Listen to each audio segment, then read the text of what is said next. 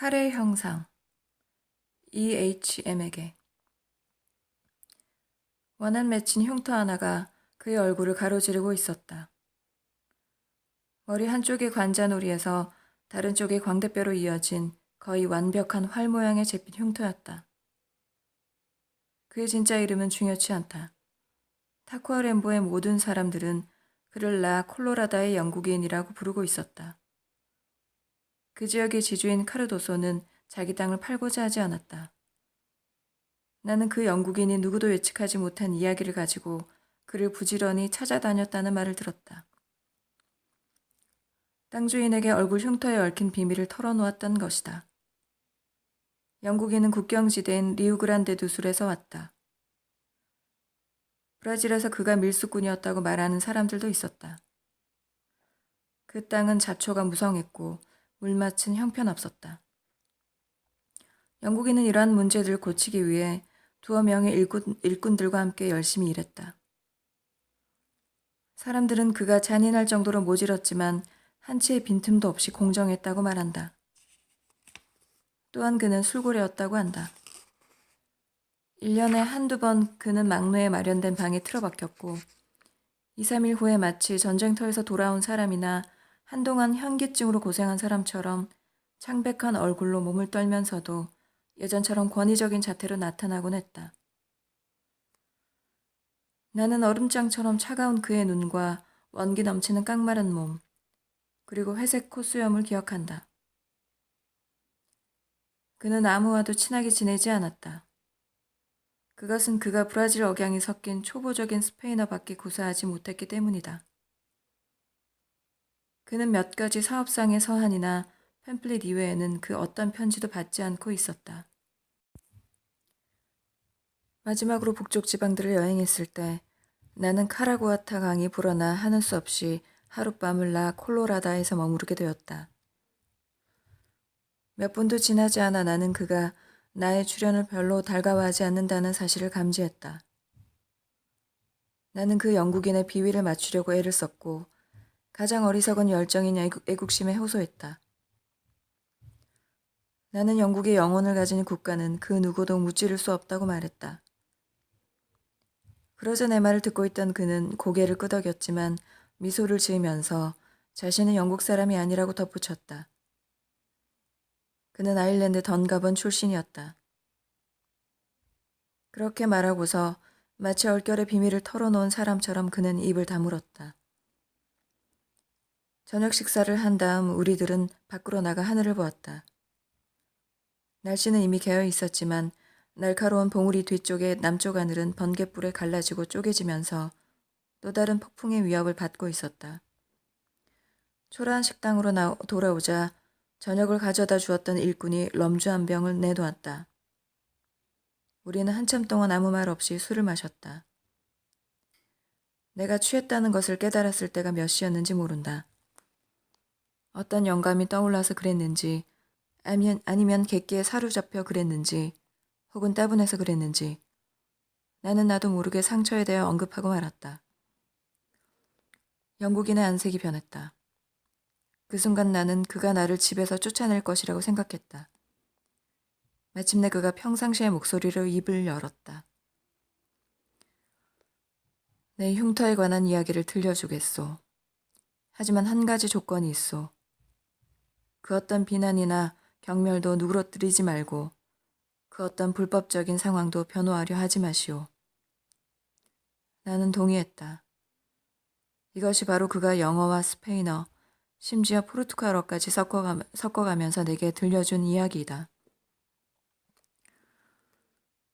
1922년경 코노트 지방의 한 도시에서 나는 아일랜드의 독립을 이루기 위해 반란을 꾸민 많은 사람들 중에 하나였소.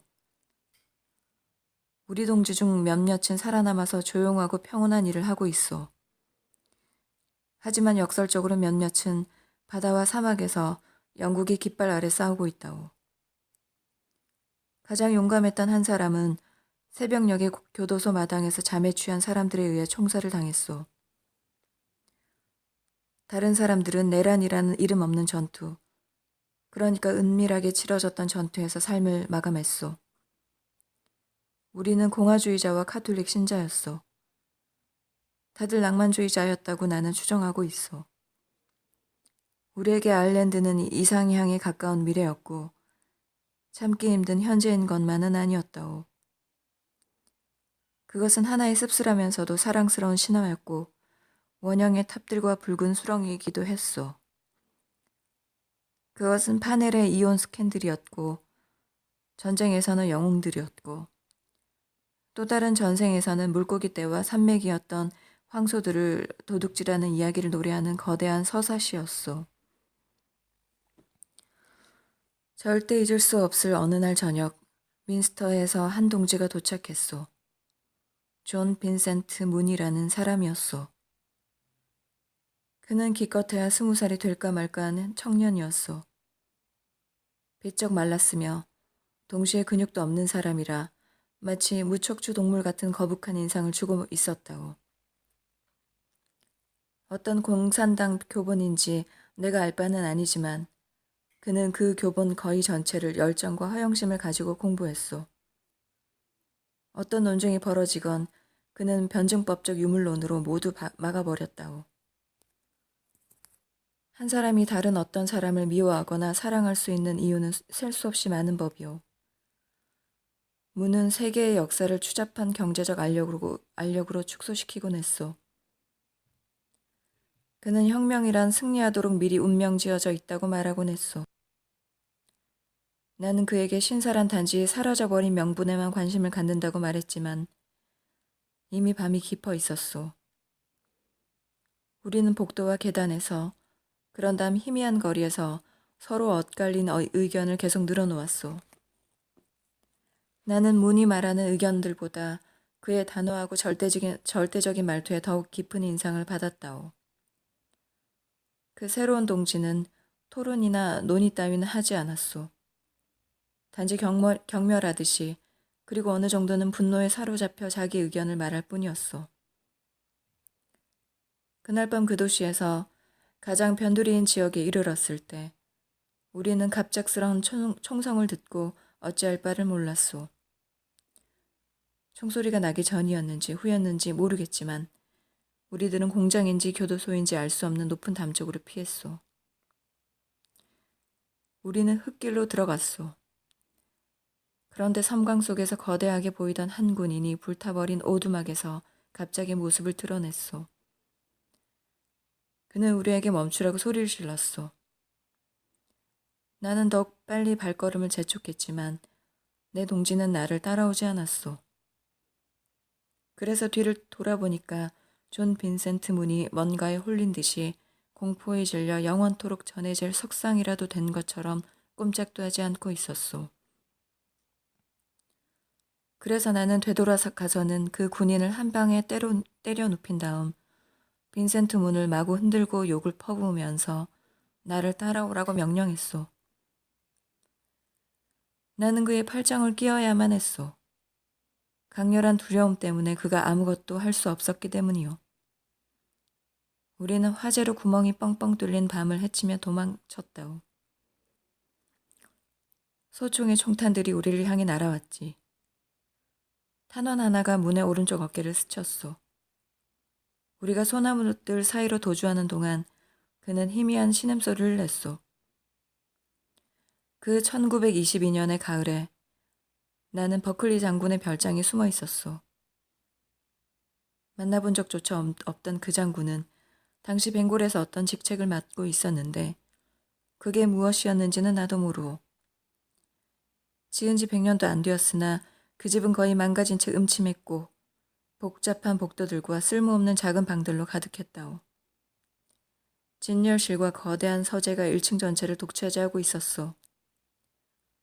그곳에는 논쟁의 대상이었고 양립할 수는 없지만 어느 정도 19세기의 역사라고 말할 수 있는 책들이 가득했소. 니샤프루의 신월도들도 있었는데 고정된 초승달 모양의 칼날에는 전쟁의 바람과 폭행이 지속되고 있는 것처럼 보였소. 우리들은 뒷문을 통해 집 안으로 들어갔소. 나는 그렇게 기억하고 있다오. 문은 입이 바싹 마른 채 벌벌 떨면서 그날 밤의 사건들이 흥미로웠다고 중얼댔소. 나는 그의 상처를 치료한 다음 그에게 차 한 잔을 가져다 주었소. 나는 그의 상처가 외상에 불과하다는 것을 확인할 수 있었소. 그런데 갑자기 그가 어쩔 줄 모르면서 더듬더듬 말했소. 당신은 너무나 위험한 모험을 했습니다. 나는 그에게 걱정하지 말라고 했소. 내가 한 것처럼 행동하도록 한 것은 바로 내전이 만든 관습이었소. 게다가 우리 동지가 한 사람이라도 체포되면 우리의 대의 명분이 위태로워질 수도 있으니 말이오. 다음날 무는 마음의 평정을 되찾았소. 그는 담배 한 가치를 받더니 우리 혁명당의 재정에 관해 모질게 따져들었다오. 그의 질문들은 매우 예리했소. 나는 진심으로 상황이 심각하다고 말했소. 그때 요란한 총성이 조용한 남쪽에서 울려 퍼졌소. 나는 문에게 동지들이 우리를 기다리고 있다고 말했소. 내 외투와 권총은 내 방에 있었소. 내가 다시 돌아왔을 때 문은 눈을 감은 채 소파에 누워 있었소. 나는 그가 고열에 시달리고 있다고 추측했소. 그는 어깨를 고통스럽게 떨면서 애원했소. 그리고 나는 그가 도저히 가망 없는 겁쟁이라는 사실을 깨달았소. 나는 멍청하게도 그에게 몸조심하라고 말하고서 그것을 떠났다오. 두려움을 느끼고 있는 그 사람이 나를 창피하게 만들었소. 마치 빈센트 문이 아니라 내 쪽이 겁쟁이가 된 것 같았소. 한 사람이 어떤 일을 한다면 그건 마치 모든 사람이 그 일을 한 것과 마찬가지요. 그래서 어느 동산에서 있었던 단 한 번의 불복종이 모든 인류를 전염시킬 수 있다는 이야기는 전혀 부당하지 않소.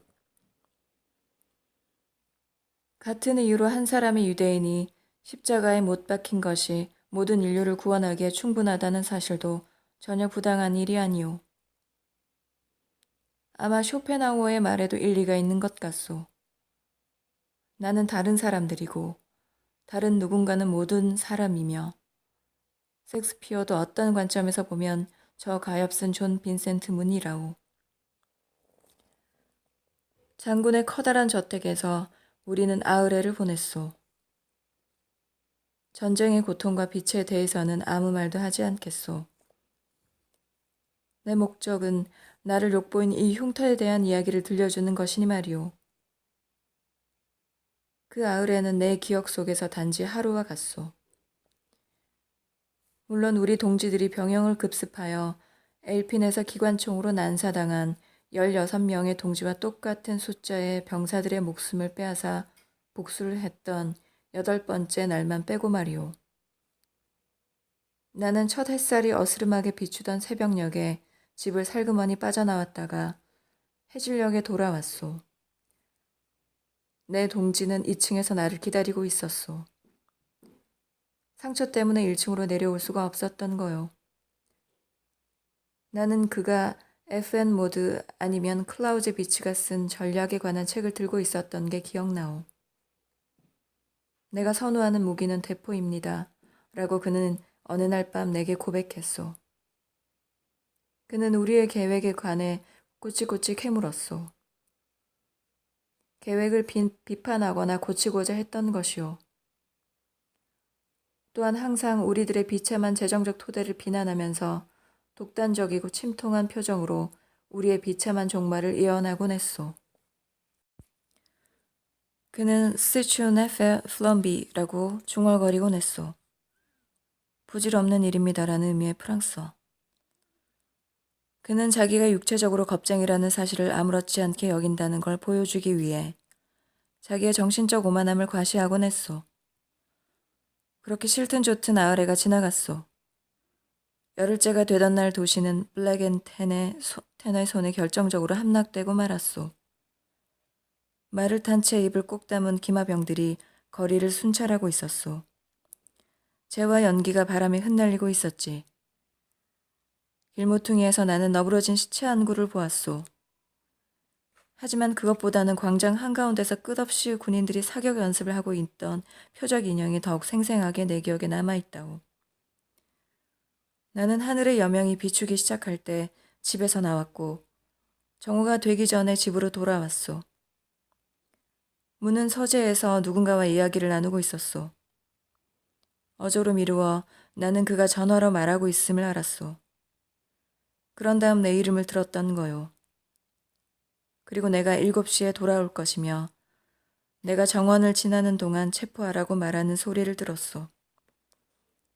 합리적인 내 친구는 합리적으로 나를 팔아먹고 있었던 것이오. 나는 그가 자기 신변 보장을 요구하는 소리를 들었소.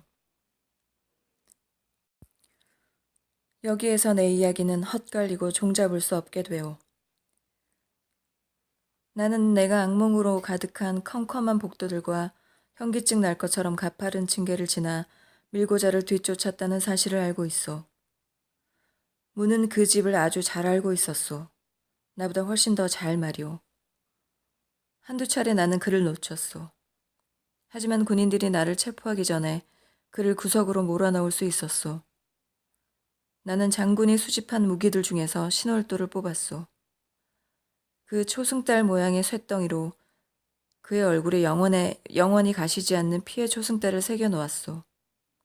이걸 보시오, 보르에스. 이방인인 당신에게 나는 모든 것을 털어놓았소. 이제 당신이 나를 경멸한다고 해도 나는 그리 고통스러워하지 않을 거요. 여기서 그는 이야기를 멈추었다. 나는 그의 손이 떨리고 있다는 걸 알았다. 문은 어떻게 되었습니까? 나는 물었다. 유다의 은혜를 받고서 브라질로 도망을 쳤소. 그날 오후 광장에서 그는 술 취한 병사들이 인형에 총을 쏘는 걸 보았다오. 나는 그가 이야기를 계속하도록 기다렸지만 허사였다.